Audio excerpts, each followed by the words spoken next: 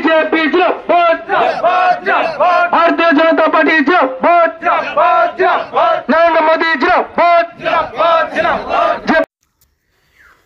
কসবাকাণ্ডের প্রতিবাদে সোমবার চাকুলিয়ার কানকিতে বিক্ষোভ মিছিল করল বিজেপির নেতাকর্মীরা। এদিন দলীয় কার্যালয় বের হয় স্টেশন রোড থেকে। কানকির বিভিন্ন এলাকা হয়ে জাতীয় সড়ক পর্যন্ত পরিক্রমা করে এই মিছিল। অভিযুক্তদের বিরুদ্ধে কঠোর পদক্ষেপ গ্রহণের দাবিতে সরব হন তারা। জেলা সভাপতি নিমাই কবিরাজ মণ্ডল, সভাপতি প্রণব মজুমদার, ছোটন বিশ্বাস সহ অন্যান্যরা উপস্থিত ছিলেন এদিনের কর্মসূচিতে।